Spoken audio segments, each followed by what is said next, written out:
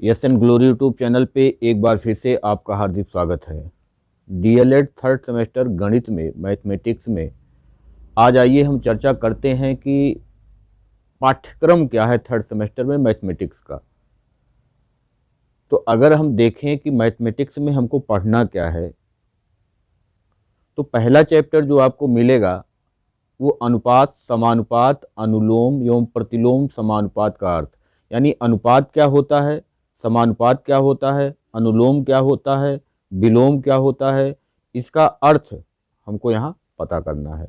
यही हमको पढ़ना है पहले चैप्टर में। और दूसरे में समानुपाती राशियों में बाह्य पदों एवं मध्य पदों के गुणनफल में संबंध, ये दूसरा चैप्टर हमको पढ़ना है। तीसरा चैप्टर पढ़ना है घातांक की अवधारणा, यानी घात के बारे में हमको तीसरा चैप्टर पढ़ना। और चौथा चैप्टर भी घात है, पूर्णांक तथा परिमेय संख्याओं को धनात्मक आधार पर घातांक के रूप में लिखना। यानी पहला और दूसरा चैप्टर अनुपात समानुपात से है और तीसरा और चौथा चैप्टर ये घातांक की अवधारणा से है।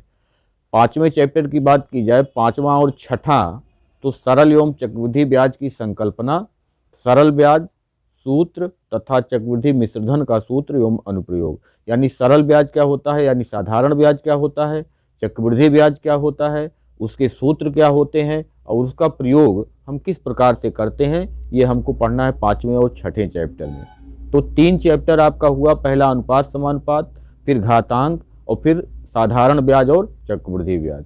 सातवें में हमको पढ़ना है बैंक की सामान्य जानकारी के बारे में, कि बैंक होता क्या है, बैंक के कार्य क्या हैं, बैंक में खाता कैसे खुलता है और खातों के प्रकार कौन कौन से होते हैं, इसकी जानकारी हमको सातवें चैप्टर में करनी है। तो यहाँ साधारण सी बात है कि बैंक होता क्या है, बैंक के कार्य क्या हैं और बैंक में खाता खोलने के लिए क्या क्या करना होता है और खातों के प्रकार कौन कौन से होते हैं, जैसे सेविंग अकाउंट हो गया, सैलरी अकाउंट हो गया या करेंट अकाउंट हो गया, तो कौन कौन से अकाउंट खुलते हैं उसमें, इसकी जानकारी हमको यहाँ करनी है।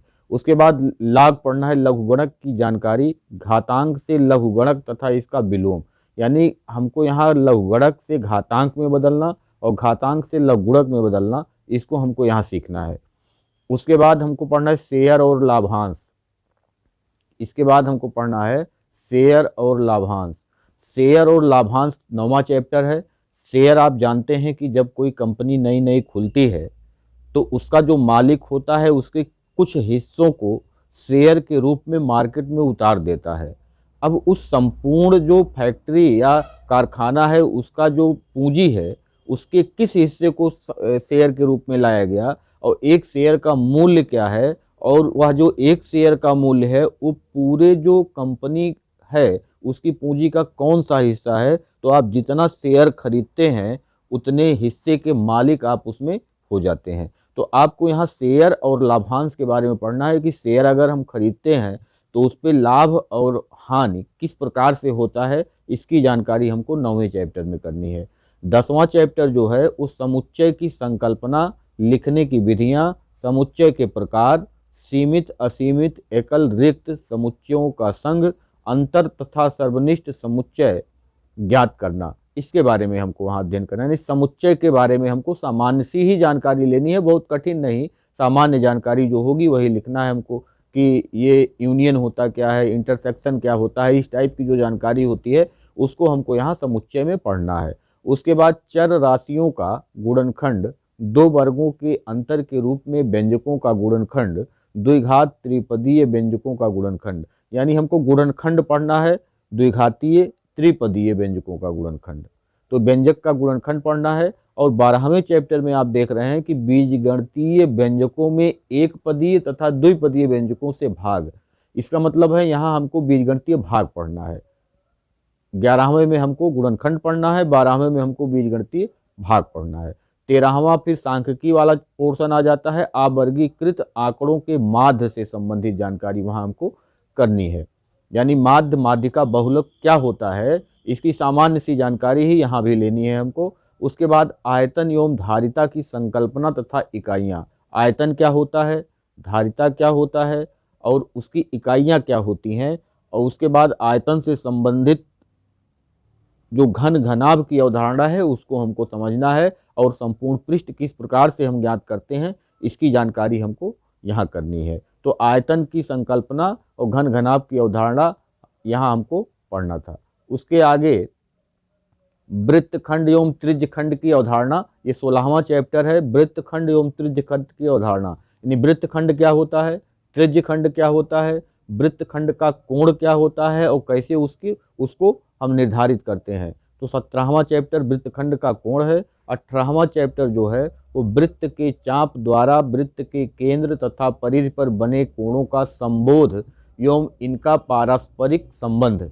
यानी हम वृत्त का जो चाप होता है, केंद्र होता है और परिधि होता है, इनका जो संबंध होता है, इसके जो पारस्परिक कोण होते हैं वो किस प्रकार से निर्धारित होते हैं, इसकी चर्चा हमको इस 18वें चैप्टर में करनी है। 19वां चैप्टर जो है वो वृत्त की छेदक रेखा जो आर पार होती है, स्पर्श रेखा जो छू करके जाती है, दोनों की अवधारणा को पढ़ना है। और फिर वृत्त पर दिए गए किसी बिंदु से किस प्रकार से हम स्पर्श रेखा खींच सकते हैं, कितनी स्पर्श रेखा खींच सकते हैं, इसकी जानकारी हमको 20वें चैप्टर में करनी है। तो साधारण सी बात है कि पहला चैप्टर जो आपका है अनुपात समानुपात, दूसरा चैप्टर है आपका घातांक, तीसरा चैप्टर आपका है साधारण ब्याज और चक्रवृद्धि ब्याज।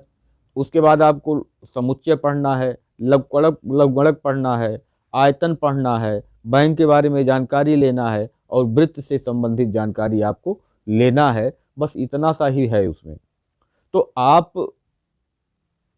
पहले अपना पाठ्यक्रम देख लीजिए कि हमको पढ़ना क्या क्या है और पाठ्यक्रम से ही के हिसाब से तैयारी शुरू करिए। मैथमेटिक्स में आपको सबसे ज़्यादा प्रयास करना है, सबसे ज़्यादा परिश्रम करना है। कारण आप देख रहे हैं रिजल्ट के बारे में कि बड़ी समस्या है गणित में कि आधे आधे बच्चे फेल हो जा रहे हैं, पूरे प्रदेश की बात यह है। तो आप सबसे ज़्यादा जो ध्यान दीजिए वो गणित पे दीजिए। जहाँ समस्या हो वहाँ समस्या को आप कमेंट बॉक्स में मेंशन करिए, समस्या को बताइए, जो आप चाहते हैं उसको बताइए, कमेंट में लिखिए उसको। और अब अगर आपको गणित पढ़ने में समस्या है, वास्तव में आपको गणित पढ़ने में समस्या है, तो आप कुछ चैप्टर को बहुत अच्छे से तैयार करिए। आप देखिए, पेपर को उठाइए, अनसॉल्व को उठाइए, देखिए कि कहाँ से क्वेश्चन ज़्यादा पूछे जाते हैं, कौन सा चैप्टर हमारे लिए आसान है, और हम उसी प्रकार के 3-4 चैप्टर 5 चैप्टर पढ़ करके और आसानी से पासिंग मार्क हम ला सकते हैं। और अगर आप ये सोच करके पढ़ाई नहीं करते हैं और पहले से ही ये मान लेते हैं कि हमको मैथ आता नहीं है, तो मैथ आएगा नहीं, ये आप कंफर्म जान लीजिए। क्योंकि पहले से ही आप जानते हैं कि मन के हारे हार है, मन के जीते जीत। अगर मन पहले से ही आपका कह रहा है कि हमको मैथ आता नहीं है, तो मैथ आएगा नहीं।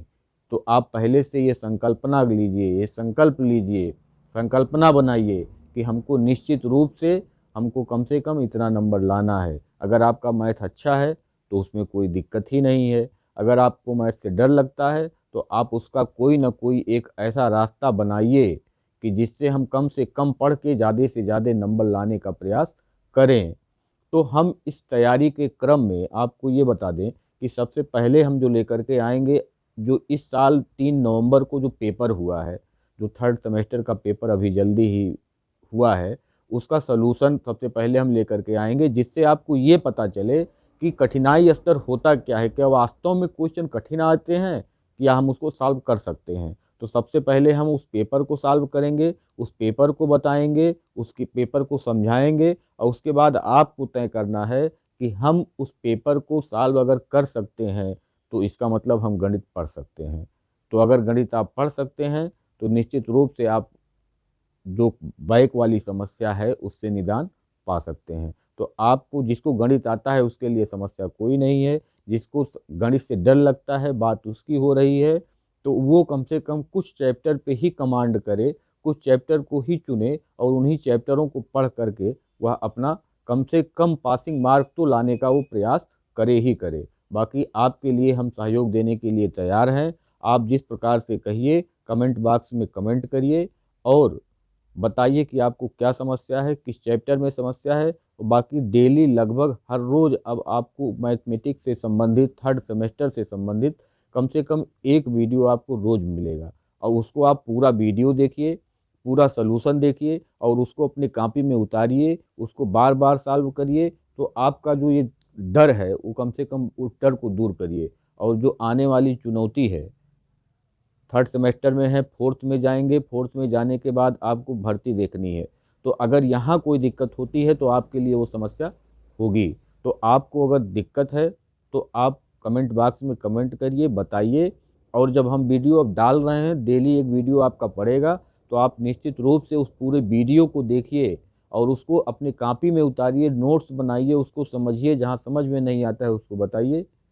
तो सबसे पहले जो 2020 में थर्ड सेमेस्टर का पेपर हुआ है उसका सॉल्व करवाएंगे, और फिर एक एक करके, एक एक चैप्टर करके हम एक एक करके आगे बढ़ेंगे और पूरे सिलेबस को हम कवर करेंगे। धन्यवाद। नमस्कार।